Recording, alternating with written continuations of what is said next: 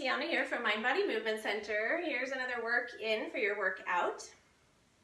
So this one using another household item, the stool or the chair. And I'm going to place 1 foot forward so my hips are facing the chair, they're square onto the chair. I'm going to bend the front knee a bit, take an inhale, and then exhale, stretch your hands down to the chair. Now you can do the movement from here if it feels comfortable and you know it's safe for your back. So I am in more extension here, I'm not rounding in. So it can be safe if you have osteopenia or osteoporosis. And I'm going to plant the hands on the chair with my palms facing up. So bending into the front knee, it's an inhale, and I lift, arching the back slightly, and then exhale, lengthening the front leg and bowing the head forward. Inhale, rising, exhale, dropping back.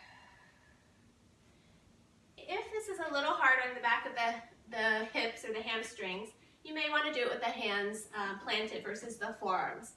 So then it would be an inhale, rising up, and then an exhale, dropping back. Inhale, rising, exhale, dropping back.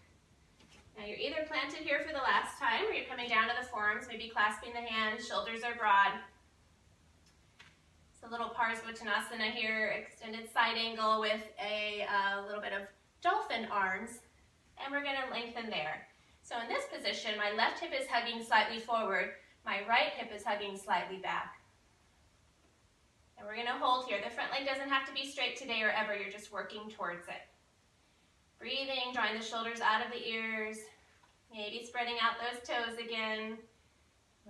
I'm a big toe spreader. One more breath in and out. Great. To come out, we're bending the knees, starting to walk up onto the hands. Exhale to rise up. Great. And then a pause and mountain pose before heading to the other side. All right, that's your work in to work out. See you next time.